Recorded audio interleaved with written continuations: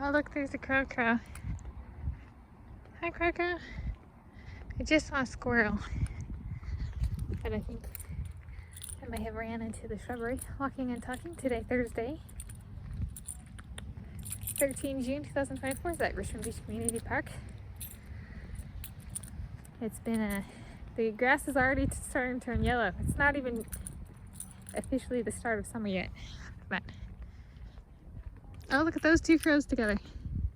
Hi, little beauties.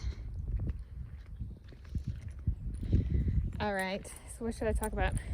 Is it a dedicated notes on autobiography / biography video in walking form? Well, again, the video is not quite walking. I'm walking, and the video is documenting that. However, the video itself is not walking. Okay, what to include for names of places and people and stuff like in a book.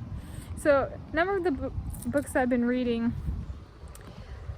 some will include the names of people, some will change the name to something for privacy, and some will just remove the name. I personally, I don't want to insert anything fake. My life has been nonfiction, like as in terms of how I'm living it. So if somebody presents themselves, that's the name that goes in, kind of thing. Well, yeah, that's right. That's the lived interaction I had. So preserving the nonfiction nature of that. So if I am concerned with like potential safety / security, even if it's a good person, and they say okay to including their name, I might still remove it, just for I don't want there to be a book is a published thing. It exists physically. There's a bunny rabbit. Hi, bunny.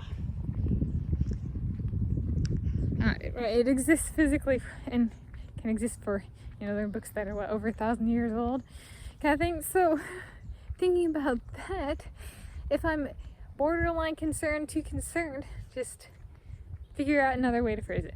Take it out entirely. Don't give some name, artificial name that reveals or highlights a certain aspect of them, which then might even overexpose them even more in a certain way. Just remove it entirely. Work on description. If that concerned. And then there's the stand-in, use a description instead of a name. Think about if it's necessary to include it all, and then but err on the side of name inclusivity, at least for the good ones, kind of thing. But so now I was there's been a mix. I think for me personally, in my taste, I would do person's name or remove it with no intermediate, book name, so to speak. Yeah. And it's if I've had interactions with somebody who's a singer or something, right, and I interacted, then there's I could use the stage name or I could use the person's real name if the real name came up. Right, so there's how to put it. There's already enough ambiguity in life on deciding what name, how to keep it proper, especially in the case where something like that might be applicable. And then the stripping of names. Well, there's preserving the name at a time. So if somebody later marries, that's nice that they later marry, but in my story where I'm interacting with them, it's the name at the time, kind of thing, because that reflects reality at the time. The book is about documenting what happened at the time. It's that kind of thing. Yeah. I had something else there that I lost train of thought. The choosing between names. I guess there's also then something else's pet names. All right, and reading about that, pet names can be an interesting one because it gives a name to an animal. However, then, if I'm reading it, it might not click right away that it's an animal. So that's something that, with my squirrels, I say Timber the gray squirrel. And I say Timber sometimes, but I also add clarity, Timber the gray squirrel. And that's something that I'm thinking about. It's but is it clear that I'm talking about a squirrel if I just say Timber? Possibly not. It is Timber the gray squirrel. Right, so that's something that I've been thinking about as well.